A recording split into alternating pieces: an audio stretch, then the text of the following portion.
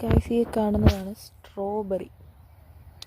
നമ്മുടെ സ്ട്രോബെറിയുടെ ചെടിയാണ് ഇത്. ഇങ്ങനെ ഈ കാണുന്നത് ഇത്രയും ഒരു പാടമാണ് കേട്ടോ. നടുക്ക് നിൽക്കുന്ന പൂ വേറെ കേട്ടോ, വേറെ ഇതിൻ്റെ പൂവാണ്.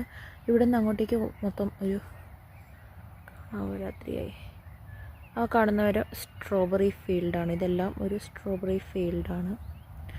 അപ്പം ഞാൻ തൊട്ടടുത്ത് 2-3 സ്ട്രോബെറീസ് കണ്ടപ്പോൾ കാണിക്കാമെന്ന് വിചാരിച്ചു.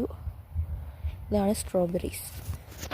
ഇങ്ങനെയാണ് ഇവിടെ ഉണ്ടാകുന്നത്. ഇതെന്ന് വെച്ചാൽ നമുക്ക് ആവശ്യത്തിന് സൺഡേ വന്നിട്ട് അതിവിടെ ഈ ഒരു സ്ഥലത്ത് ഇങ്ങനെ കൊടുത്തേക്കുന്നതാണ്. കാണിച്ചു തരാം. സൺഡേ വന്നിട്ട് നമുക്ക് ആവശ്യാനുസരണം സ്ട്രോബെറി പറിക്കാം. ഫ്രഷ് സ്ട്രോബെറി കിട്ടും. ഇതവിടെ എൻ്റെ ഈ സ്ട്രോബെറി ഫീൽഡിൻ്റെ പേര് എഴുതി വെച്ചേക്കുന്നത്.